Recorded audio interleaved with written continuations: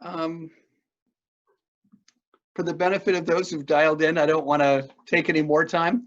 We're learning together, and we're really here to learn from you. So we don't want to get into a giant in-service training on Zoom. So Jeremy, the floor is yours. On behalf of the Canandaigua Chamber of Commerce, we're excited that you took time out today to be with us. And we're excited that the Pitti Group Wealth Management has made a contribution to help underwrite the cost of our virtual communications. So thanks again. That is very nice of them. They're good people there. All right, so we're good to go? Yes, sir. Excellent. All right, so just kind of start off with, I am in the same boat as you guys are, you know, and in so many ways. We're all in the big mess together, you know, and so, you know, we're all in different places in this mess, you know, and so some people are, you know, having are back at work. Some people have never stopped working. You know, me, I'm in the fitness field. I'm still shut down, you know, but still trying to find ways to serve, you know, the people as much as I can. And so I want to, this talk is, you know, it's not anything I have mastered. It is the pep talk that I need to hear every day. All right, you know, and it is the things that I need to focus on, the things I need to do. And I hope that you find some benefit in it too. So, yeah, I got these little words up right next to me right now. Don't give up. You matter. We need you. You know, and it's huge. That's huge. When you look at small business, you know, 60% of new jobs are created in small businesses. Because guess what? Most small businesses, or most large businesses, started off as a small business that grew up into a large business. And so that's how most businesses have got to be. So even the large businesses have roots in small. And so the future large businesses are happening, you know, in these small little clusters right now. It's a small group of people with a mission. And, you know, so your mission matters. Your goal to serve others matters. It's a big deal. I think, what is it? You know, around 50% of the GDP comes from, you know, some small business. You know, and so like that's massive. That's massive. So like the fact that like so many small businesses are struggling right now, like we need you to come back. We need you to come back. You can't give up yet. You can't give up yet. It's not time to give up. Like we need you to rally on this because, you know, we want those services when things, you know, things settle out more. We want to be able to have that. And if you throw in the towel now, it's not there for us. It's not there for us. So just when you are struggling, when you are at that place, just remember the people that you serve. Remember the people you serve, and that you will not be there to serve them. You know, and dig deep and knuckle down and pull out what you got. And I believe these statements are true for everybody, everywhere. You have a contribution to make. You are on this world for a purpose, you know. And so you know, if you give up, we are all missing out on that. We're all missing out on that. And so hopefully, you know, somewhere in this talk, I can convince you, you know, that this is a worthwhile thing, and give you some tools and some motivation, inspiration to fight through there. So I hear people a lot of times saying it's never going to be the same. It'll never be the same. You know, you know, and like in many ways, you know, yeah, sure, life is never the same. Let's quit whining about it. You know, like was it the same after World War II? I doubt it. I bet it was very different after World War II. Was it even the same after cell phones or smartphones? No, the whole world changed. You know, with that new technology, it's never going to be the same. So don't look for the same. Don't look for the same. All right, don't quest after the same, because that's backward thinking. It's not forward thinking. All right, so we need to go. You could either adapt to this, or you become one of those grumpy old people that complains about everything. All right, and this happens. This is a legit thing. You know, it happens all the time. You know, so let me show you here. There's a. I may do a little quick screen share here. Yeah, here it is.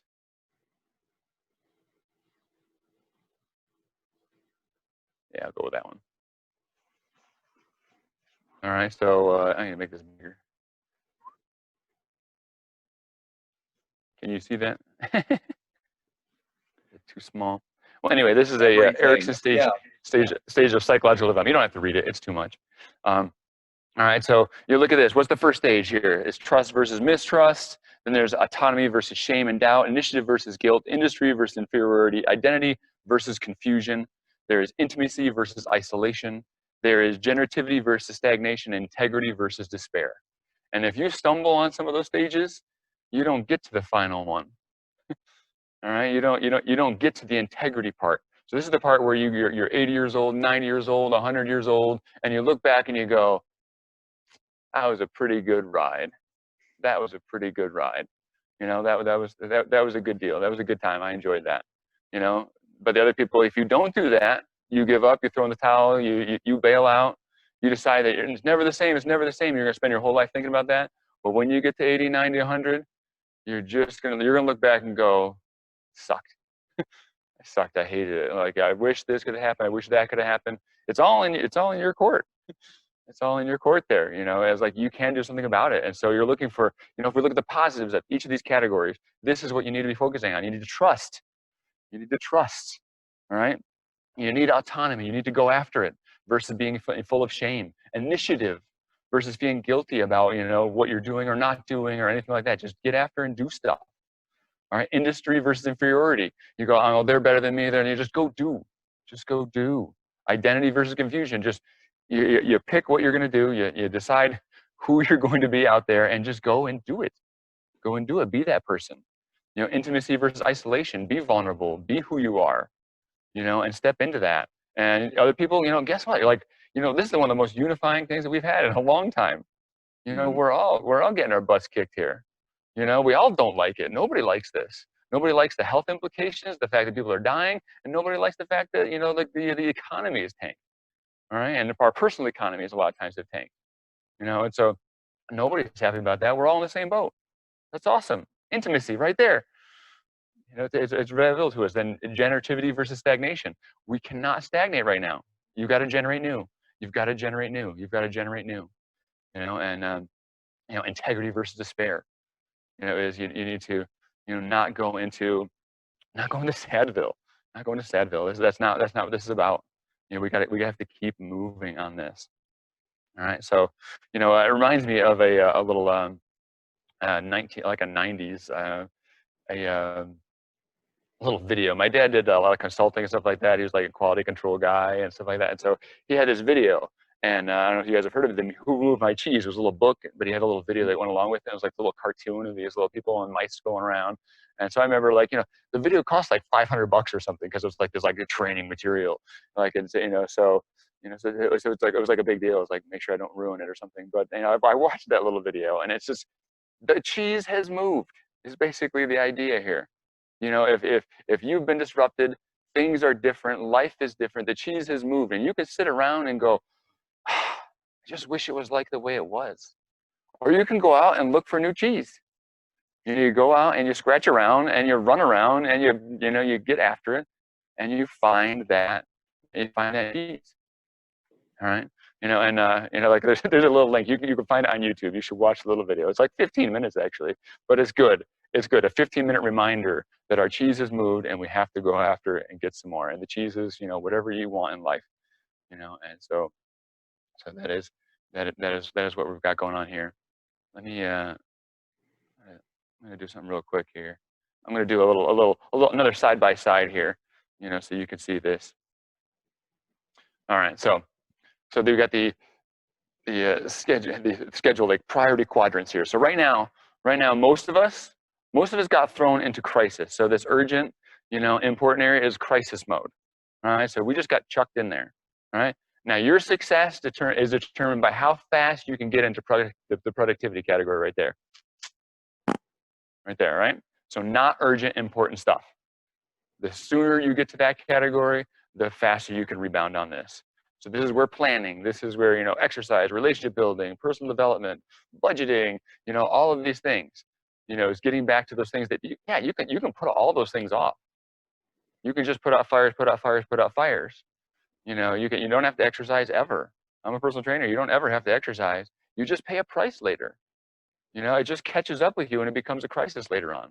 You know, it's important, but it's not urgent. You can always put it off. You know, you can put off your relationships until they are no more. You know, they don't want to hang around with you anymore. You know, and so we've got to try to push ourselves into that quadrant. I think this is a Stephen Covey thing right here. You know, I think he's the first one to put this quadrant together. Now, what you're going to find is those aren't the only two quadrants that you're playing in right now. All right, it's because when you get overwhelmed and you get whooped and you're beat down, you're going to go over here. They call it quadrant 4. Is the waste right there. waste. You're going to go TV, you're going to social networking, you're going to watch the news over and over and over and over again. You know, it's like you watch a half-hour news, you got it for the day. Don't keep watching it. Go do something. You know, all right. You know, so don't get caught in some of those loops. You know, is again, the faster you can rally out of that, the better. What usually happens is, especially in crisis, we usually bounce from crisis mode over to time wasting mode. We bounce back and forth between those two things. And so what you really need to focus on is get yourself into productivity mode, so you don't need the recovery mode, because that's where the waste of time is recovery. It's like, I gotta pause. You know, and if you're doing some other things, you won't need as much of that pause. You can hammer pretty good. And then the last one, the other quadrant we didn't talk about is distraction. And you need to make sure you're focused on what is important right now. You know, that is the key thing. You know, so, you know, don't go run around and just having a big old debate on Facebook with somebody if you've got a business that's in the toilet right now. All right, you don't have time for that. And masks, no masks, this and that, and like let alone, and figure out how you can serve the clients, the customers that you've had in some way, shape, or form. All right, you know, so nail that stuff really, really well. All right, so there's that one. You got something, Ethan, there? I do. I'm enjoying the quadrant in part because balance is important in our lives, and I'm looking at that almost like the 4 food groups.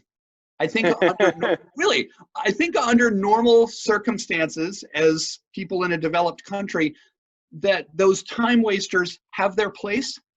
They're how we unwind. They may be how we connect with friends. You know, we get together and we do unimportant things. But there are times, much like when we're recovering from illness or trying to bodybuild, perhaps, we might modify our diet because of emerging circumstances.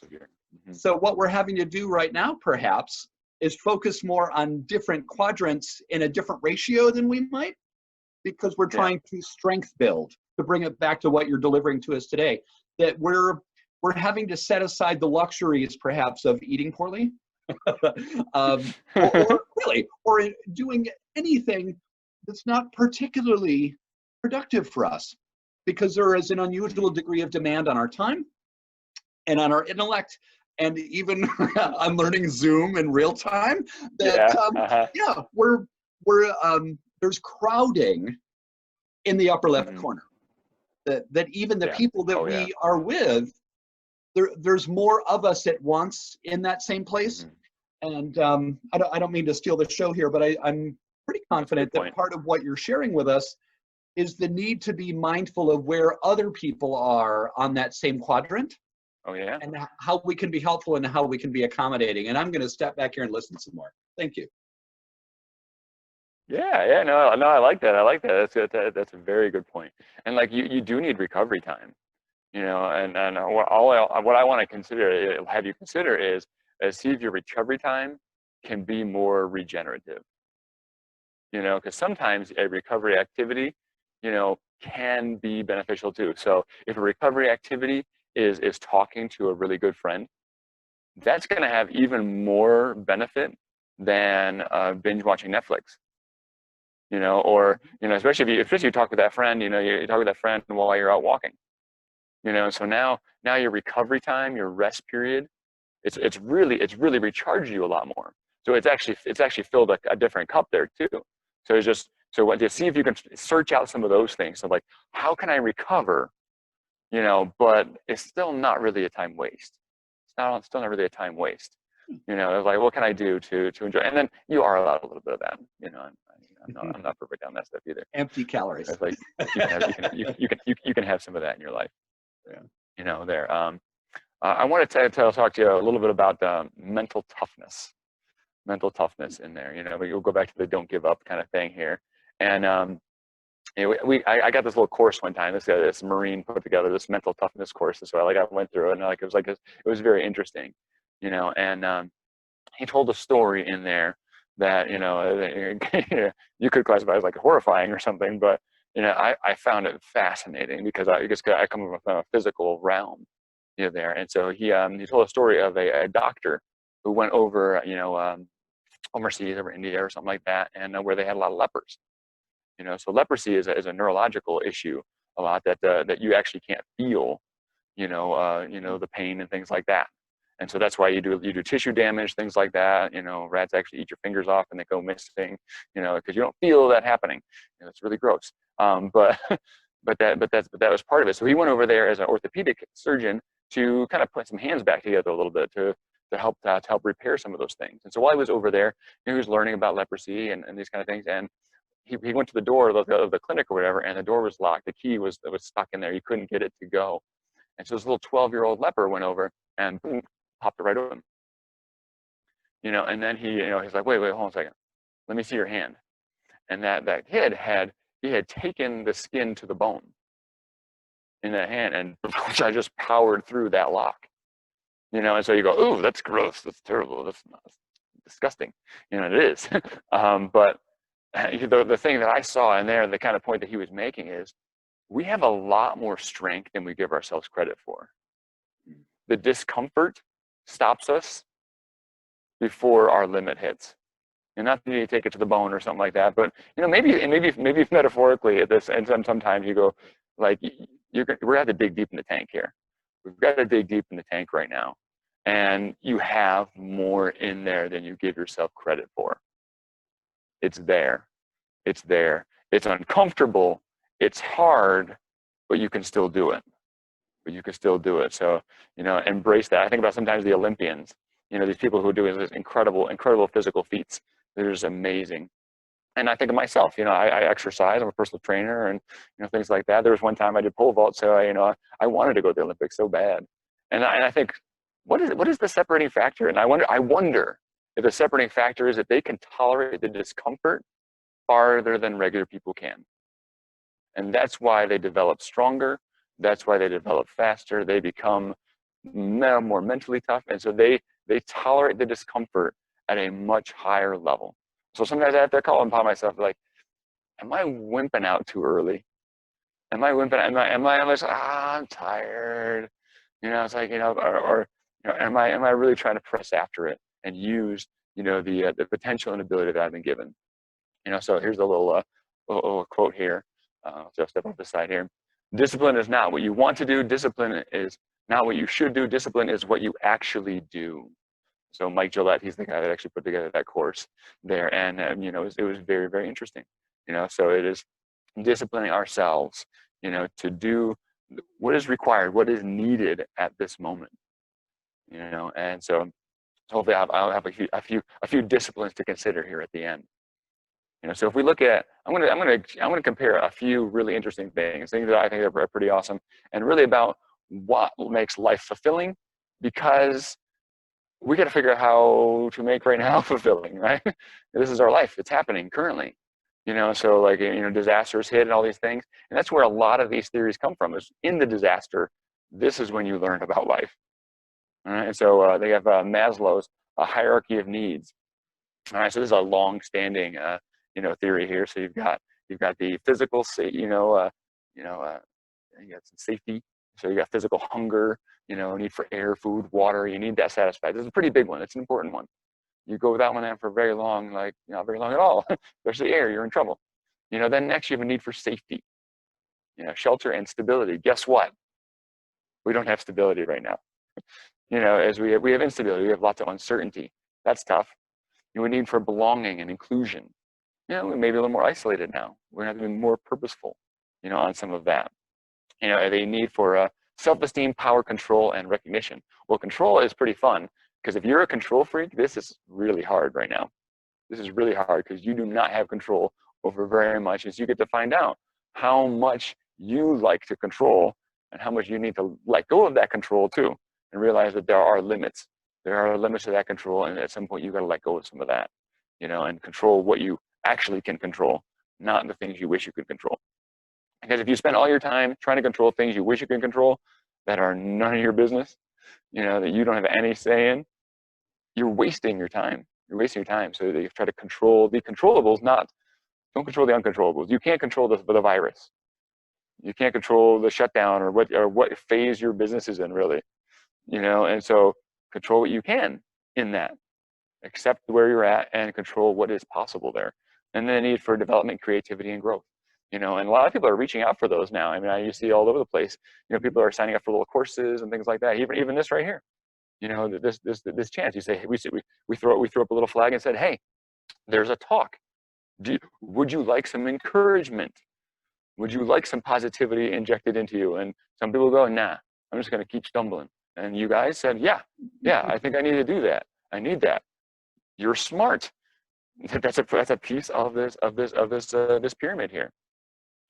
This guy right here, Viktor Frankl.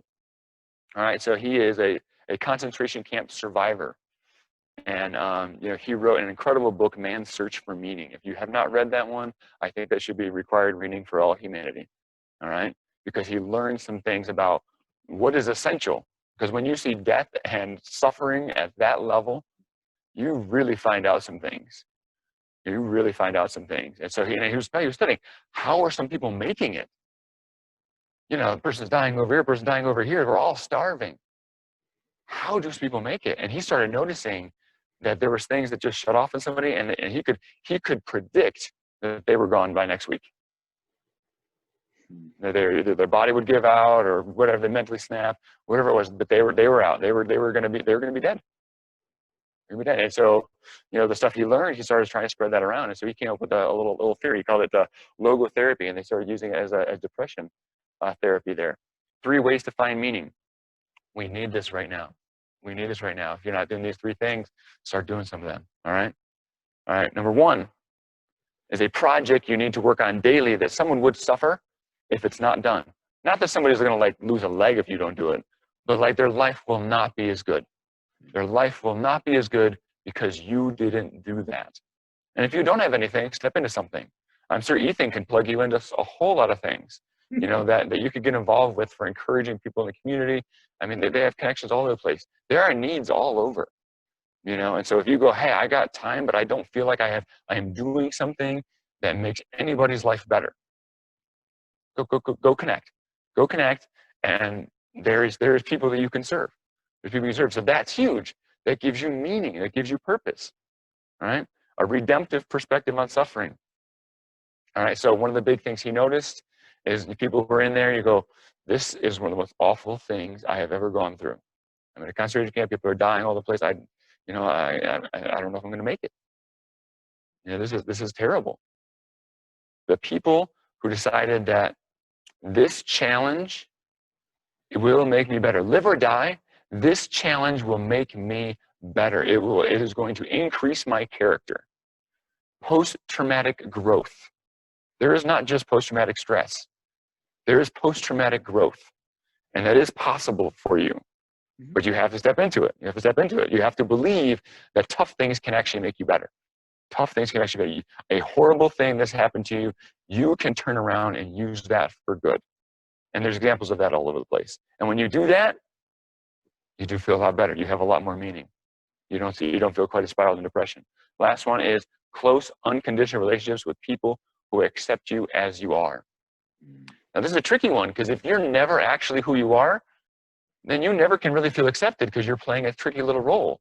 You're pretending all the time. And if you're pretending all the time, if people like you, you still don't feel that connection. So stop pretending. Be who you are, and then people can connect with you.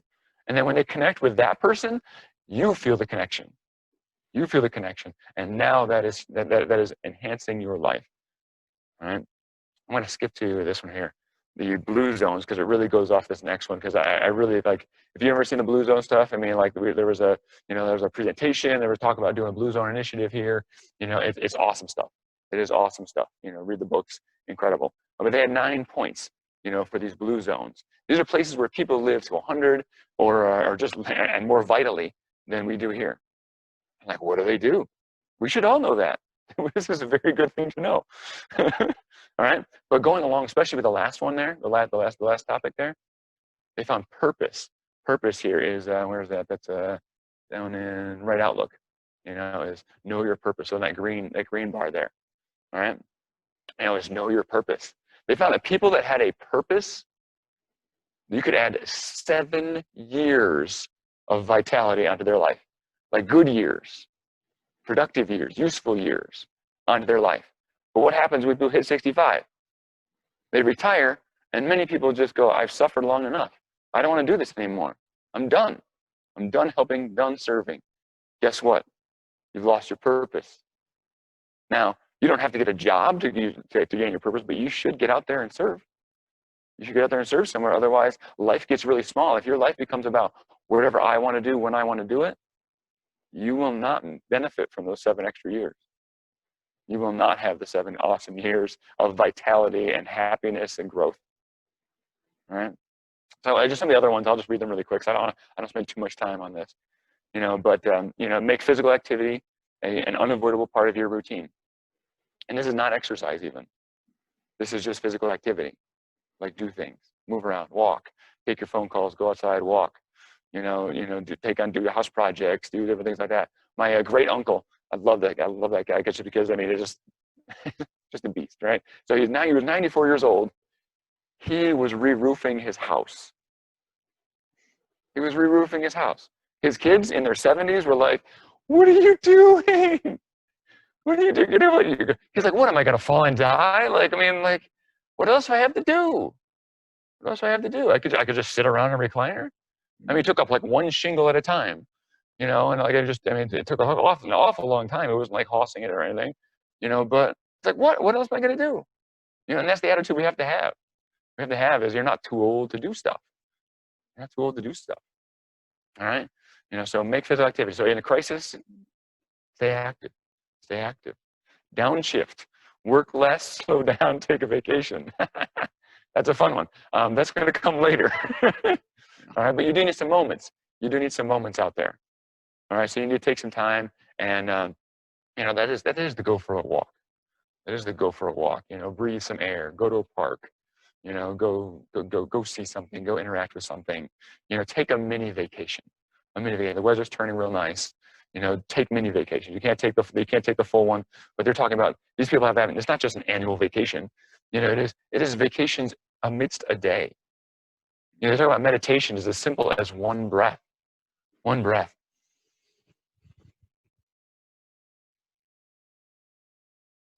And actually just be there. Actually just be there breathing. Like you're not thinking, you're not planning your next move. You just stopped to breathe. And you need some of those. You need some of those. And it's really good for you. People who do that kind of stuff have fewer heart attacks, I'm sure of it. All right, eat wisely. Eat until 80% full. Don't stuff yourself. All right. I know you get bored and you just want eating is one of the great fun things you can do when you're bored and sad and uncomfortable and mad and stressed. But look at other options too. It's not the only good option. There are other good things you can do. And so try to aim for 80% full. More veggies. Less meat, processed food. Tons of veggies. It's a weird level of veggies. You've probably never hit it. the high level, and it's incredible. But it's doable. It's doable. Every once in a while, I think I like gorillas. What are they like? They're like, 500-800 pounds, or whatever they are. They're just crazy heavy, solid muscle. What do they eat all day? They eat like leaves for the most part. It's like 30 pounds of leaves or something, but it's impressive. It's impressive. And so we are capable of some more vegetables, and they're really good for us. Create healthy social network. That's possible now. There are meetup groups still going on now. There's Zoom things. This is kind of more of a one-way Zoom a little bit, but we'll try to have a little interaction here coming up, I'm sure. And so there are opportunities to interact with others still. There are still, so seek them out. In the Bible it says, seek and you will find, ask and it'll be given to you. And I think that's a principle maybe for God too. That's how God, seek God. I think it's a principle that God built into this world. Is you're not going to find it unless you start seeking. It doesn't like life, like the good stuff doesn't just fall on you. Right? You have to go looking for it. You have to go knock and look. So if you need some connections, go seek them. Go seek them. All right. Connect and reconnect with the religion. They found it wasn't necessarily Christianity, but a belief that you are not the biggest thing in the world. That there's something bigger that has more power and say in this stuff than you do. And that for control freaks, that's where you get to leave it. You go, listen, I'm tapped out. I've reached my limit. I can't control all this. I'm going to let this go, and I'm going to trust something bigger than me. is going to cover the difference. And that's huge. That's huge. And I think that's the biggest thing that the religion a lot of times gives, as well as social a lot of times if you're connected to a church or something like that, and then prioritize family. And the Blue Zone stuff, I remember they had one girl, they had a 104-year-old lady. She was holding, like, I forget, like great, like I think it was like 4 greats, her great granddaughter. And they asked her, what is it like to hold your great granddaughter? She's like, it's like leaping into heaven. All right. So maybe we can't hold each other right now. We are separated in that, but we can still connect. I mean, could you imagine if this happened at any other time? Like, you could see me I'm talking, you could see me. This is incredible. This is incredible. So no matter how isolated we are, we can still connect there. You usually have to give yourself a hug. Just wrap that up a little bit there. All right, so that's some of the Blue Zone stuff. And I want to hit just one more thing, just a little bit. Is the positive psychology side of things. So this is you go to positivepsychology.com. Martin Seligman is kind of like the captain of this. And I want to compare and contrast all of these. So what Viktor Frankl said, what Blue Zone are saying, what Maslow is saying, and what this is saying here. Is you start to see a common thread in all this stuff. These are very separate. These conclusions came very separately from people studying this stuff, but you'll see a lot of tie-in across them. So this PERMA stuff. P is for positive emotions. This is the actual happy. That's the happy. He says that's not the biggest part of happiness. The happiness, the subjective well-being is the way he refers to it. So the engagement and flow, that E, engagement and flow, that's when you're occupied with something that's got you focused. There's a really great feeling when you're in that flow state. So you're gonna find tasks and jobs and things, work to do, purposeful work. So that's where you start to see like a little bit of purpose, a little bit of meaning is in there. The M is meaning. It's in there. It's in there. Viktor Frankl found it. The Blue Zones found it. Martin Seligman has found it. That we need this purpose. We need something to go after. We need relationships. The R is relationships here. Again, over and over again. You just keep seeing this. We're humans. We need it. We need it. If you're missing it, go get it. Go get it. And then A is achievement. Like actually knocking something down. Doing a positive action. For me, when I have anxiety going on, and I do, people think I'm just like impenetrable. I love that. I mean, do keep thinking I'm impenetrable, and I have never have problems. But but when I have anxiety and it's creeping up hard, there's a part of me that needs to let it go.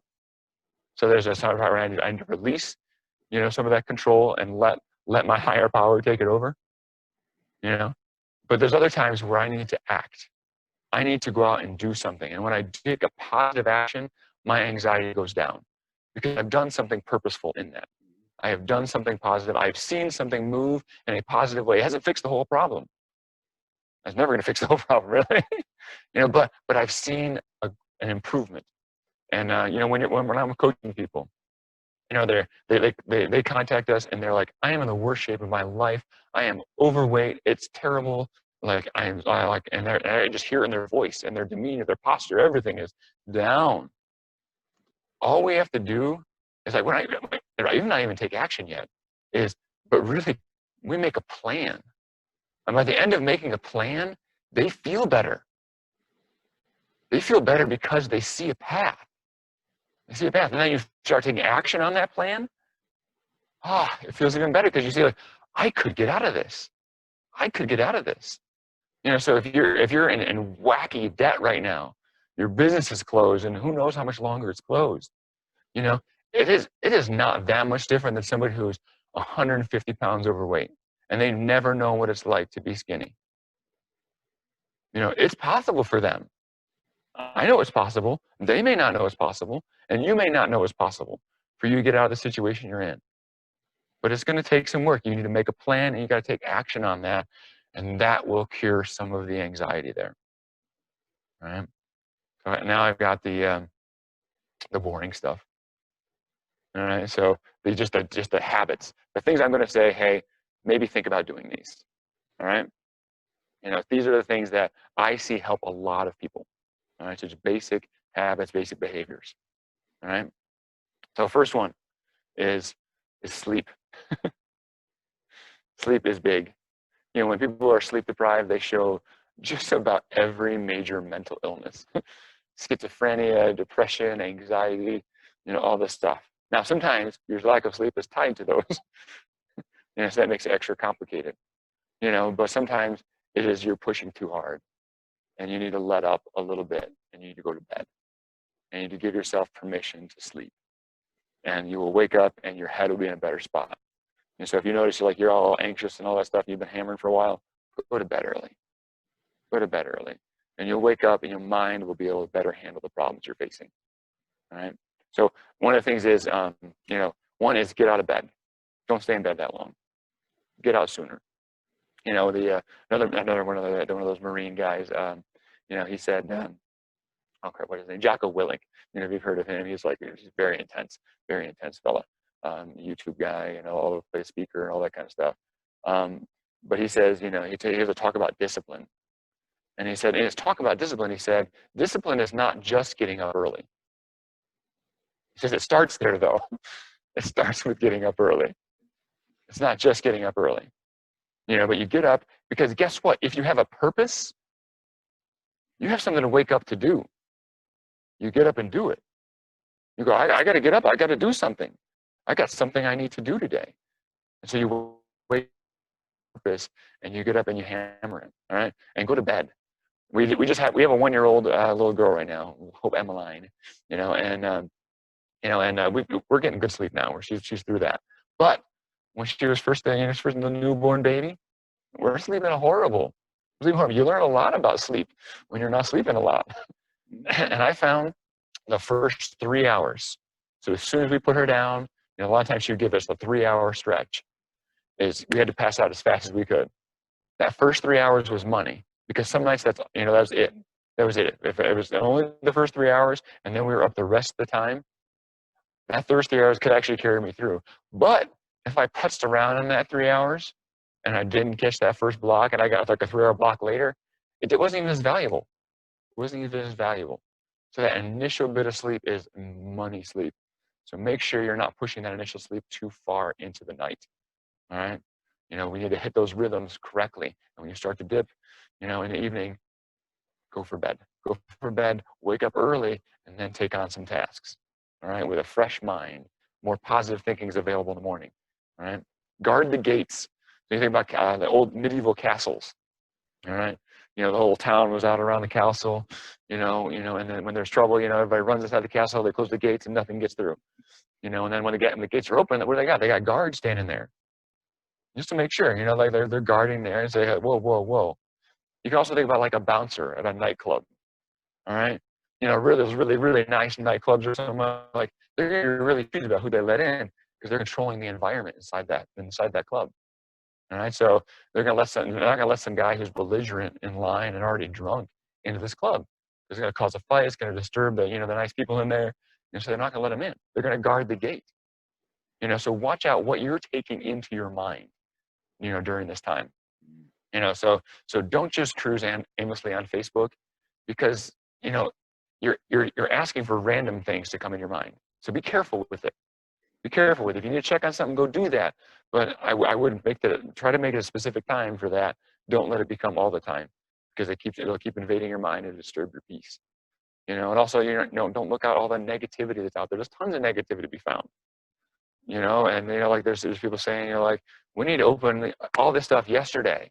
And people are saying, anybody who says that wants to kill people. You're like, whoa, and they're strong, bam, bam, bam, bam. It's going, and so you need to let everybody have their opinions. That's okay. They can feel the way they need to feel right now. And it's good that we have these discussions, but don't dig into it all the time. All right. Focus on some positive actions. Guard the gates of your mind. Get started early, get up, have a list. So if you get troubled at night, you got anxiety, things are cropping up and just get in your head, have a piece of paper right by the bed. Write down everything that just got in your head, all the problems, all the frustrations, all the things that aren't working well. One, that helps you fall asleep better because you cataloged it. And two, when you wake up in the morning and you're like, I don't know about you, but a lot of times at night, I know all my problems. I know everything that I need to take action on. When I wake up in the morning, I'm like, that was important stuff. And then I just feel anxious because I know I'm missing something. I don't know what it is, but I know I'm missing something. All right, so try that out. Keep a list and get after something. Check off something early in the day. Do a positive action early in the day to get a good start. Eat good, healthy food. I'm a trainer. I have to say that, but it is good for us. It changes our brain chemistry. Watch out for sugar. More sugar you have, the more bipolar you're going to be. All right. Sugar creates creates a high and a crash. So you're looking for anxiousness, anxious energy, and depression. Anxious energy, depression. You don't need that right now. You need a lot more evenness. And so you need to try to seek out food that gives you a little more evenness. So you're looking at, better proteins, vegetables, these kind of things. Have more of those. You don't have to be perfect, but just try to lean down those more. Water. Just drink water. It's good for you. I often tell our clients, I joke around with them, in the past, I guess. I guess I still do now, but I can't wait to be with them again. I would tell them all the time, drink more water. It's the key to health. And I think it's the key to avoiding infection from any of these viruses. Because the more water you drink, the more you have to pee, the more often you wash your hands. It's as simple as that. So drink lots of water. It's good for your internal system, but it also keep things keep your hands cleaner, that way as well. Everything works better on water. There's a 2-hour talk on YouTube from a guy that wrote a book on it, Dr. Batman Galige. Incredible story. I'm not going to tell you about it, but you should look that up. If you're interested in water, you should look that up. The talk is way over my head, but the book is really good. Watercure.org, I think, is his site for that stuff.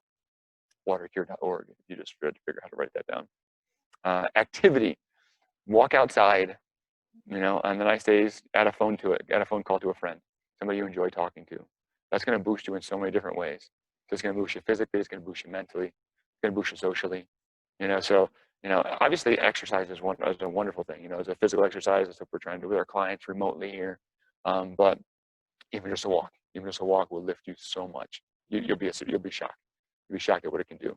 I believe it was Pastor David Jeremiah. I'm not sure. I feel like this is from him. But he said our physical, mental, and emotional and spiritual selves are so close together that they're contagious. They reside so close to each other that they're contagious. So if we work on one area, so maybe we don't have control. We're having trouble controlling our mind. But maybe we can control how our body is feeling. We can do some action, we can do some exercise, we can feed it better things. And that improvement in our physical selves, a lot of times can start to lift our mental, can lift our emotional, can lift our spiritual. And it can work the other way around too. You can have a spiritual awakening that improves all the other things. You can have a mental boost that's going to help you out physically. But find something that you can take action on, something you can do, a positive something, and it may start lifting other areas. They will infect each other in a good way. Right? And then connection. Look for connection. Non-work related connection. Right? So that means sometimes don't talk to your spouse about this. Don't talk to your spouse about work all the time. Your partner and anything like that, just don't do it. All right. So you may need to take a break from talking about that sometimes. Find other people to talk to that it's not always about the catastrophe that's going on at work and your job and how things are tough and all those kind of things. Find these outside of that connections and dig into them. Invest in them. They'll invest in you. That's the way it works. If you want a friend, what's the classic saying? If you want a friend, be a friend. All right. If you want a friend, be a friend. All right. Do that first, and you'll have tons of friends if you're focusing in on that. If you're focusing on that, and then service. This is kind of my final point. My final point here. And so Rabbi Daniel Lapin, he wrote a book called "Thou Shalt Prosper," and in the book he talks about the Jewish people. And how he mentions that kind of like Jewish people make up about 2 to 3% of the population of the U.S., but they represent somewhere between 20 and 30% of the richest people in the U.S. And you go, what? What's the deal with that? That's strange. That such a minority group would represent that so well. And some of it is because of their view of money, how they view money. We're kind of conditioned in this culture that having money makes you the bad guy. We see it in the movies all the time. The businessman is always this evil, crooked person, out to swindle the small-time people there, And when you look at the top CEOs, things like that, for the most part, it's not true. We hear about all the bad ones, But for the most part, you have to be a person of integrity for anybody to want to listen to you and follow you. You know, and if you're not, they're out really fast. You don't have a successful business then. You know, and so, you know, so they have this better view. So whether you can decide that that's God providing these people, you know, these many blessings, you know, for their faith, or, you know, the cultural view of money. But he says in the book, money is certificates of appreciation. Certificates of appreciation. And I think we all need to dig into that and focus in on that. Certificates of appreciation. And that's what money is, you know. And so you go out, you have a nice meal. You go, oh, what a great meal this was. And I give you some certificates of appreciation for the service that you've done for me. You know, I appreciate that. You go to get your car fixed. I appreciate, you know, that you fixed my car. I appreciate that. And here are some certificates that prove my appreciation. And so maybe you're not allowed to conduct business right now. Maybe that's off the table. You know, maybe that's not an option for you. You know, like for me, we don't get to have our clients in here. We can't do this new stuff. But guess what? I can still do something that can be appreciated, and you can too. You have customers, clients, whatever, and maybe they haven't heard from you in a while. But maybe there's still something you can do so they, you know, that they would appreciate. That they would appreciate. And don't worry about the money right now. Don't worry about the money right now. If you've got time and you're moping around, go do something that somebody can appreciate. Later on, the money will take care of itself. It will come back. It will come back. Don't be scared, you know, to go out there and to serve, you know, and that's that's the ending point for all of us, is get out there, do something for others that can be appreciated. That's it. Although I'll put this slide up. Let me see if I can find this one slide here. Here's some of the things that I mentioned for those of you guys who are, you know, some of the things that in this talk. You know, so if you want to screenshot it or something like that, you know, it is, you know, some of the things I mentioned. So, well, I didn't even mention the EntreLeadership podcast, but that's where I got it's a really, really helpful resource. And Dave Ramsey talks about small business all the time. That's where I got some of the inspiration for talking about the small business stats, how he says, that, you know, it's the backbone. Small business is the backbone of the economy right there. So check out the Who, Mike Chi, Stephen Covey, Mike Gillette, Maslow's Hierarchy, Viktor Frankl, PERMA from Positive Psychology, Blue Zones, and Rabbi Daniel Lapin, and see if you can pour it. And now, you may not have time for that. This may be all you have time for. So take it in and go serve. Take a screenshot and do those things later. You know, as you've got something to go on.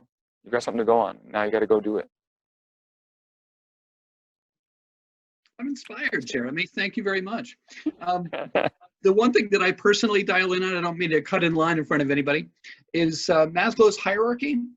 That I can't quote all of it right now, but basically, I tend to think of the hierarchy itself as often perhaps the first 25 years of our lives, at least in a civilization like ours, that we start being highly dependent, and safety is really a daily consideration.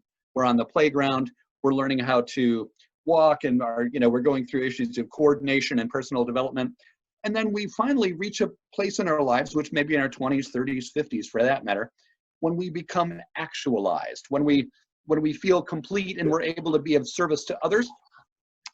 And what I found, to be candid, what I found in my life is sometimes when external circumstances, like what we're going through now, create downward movement in the hierarchy because we feel unsafe. If there's anything in that hierarchy that's at risk for us, nothing above it can be satisfied. So that's where I think opportunities like what we're sharing right now, and opportunities to do what some of us were taught in kindergarten, as the book would have you believe. When you're tired, lay down. When you're hungry, get something to eat. When it hurts, say ow. And get someone who can help you stop the pain. Because I would agree, as the chamber, we're also hearing, it's easy to not think about money. That tends to fall into the safety part of the pyramid. But at the same time, when I had a similar conversation online with Frank Hamlin from CNB, part of how we can manage, I think, again, this is just one voice, how we can manage any phase of our movement on the hierarchy is if we're losing ground, is to reach out for help. whether Absolutely. it's financial help or social help or connectedness help or spiritual help, that, again, just one voice. I don't think we're ever alone. We may be lonely. You know, in a social construct, we may feel isolated in some way, but just based on the number of people that are on this call to hear and synthesize the kind of things we're talking about today, again, not to cast a vote for the group, but I think many of us have the belief and understanding that this is all bigger than we are. And to go back to the grid that you shared with us earlier, the urgent, important, I tend to overlay a little bit of what I can control and what I can't, and to focus on the stuff I can control, because it's more efficient use of my time. It helps me sleep better. It helps me manage other unattractive habits. And, you know, it gets us closer to, rather than further away from, the people and concepts and things that can help us. Fight or flight begats fight or flight. I was on a call earlier, and cats in my yard were teaching each other how the hierarchy of life exists here in my yard. And if you're always having to defend your turf or your assets or your relationships or yourself, you can never draw a deep enough breath and never metabolize in a healthy way. It manifests itself in other illnesses and other issues that make it harder to enjoy the peace when it does come. So this is a long way of saying thank you, Jeremy. You've given us an hour of your life. And let's see, there's 19 other people that we started out higher, but I know a lot of these people have multiple demands on their time. Yeah. And I'm going to open it up if there's, let's see, there's some chatters here in the background. Some nice conversations. Congratulations from the audience. A lot of affirmative beliefs here. Hi, Denise McKenzie. Thank you. Jeremy, you've made a lot of people's day from what I can see here in the comments box. Yeah, it's rich stuff. It's important for us all. In my mind's eye, I'm thinking like when I've had lawn seats at a concert at CMAC and I can't even hear my own heartbeat, to step away from the noise, to step away from the crowdedness. Some of us kind of miss that crowdedness right now, I imagine. But Yeah. I guess my point, to go back earlier to the conversation about balance, that I think it would be fair to say that in any sphere of our lives, doing too much of one thing, spending too much time doing one thing, like Chris and I discovered trying to launch today's webinar, that you can stare at something long enough, you can no longer see what you were looking for. And, you know, it's inspiring to us to think about taking care of ourselves is often a very important contribution we can take and make to others, because we all ultimately are servants to a greater system. And let's see if there's any other comments here. Your The only other thing I could add. Yeah.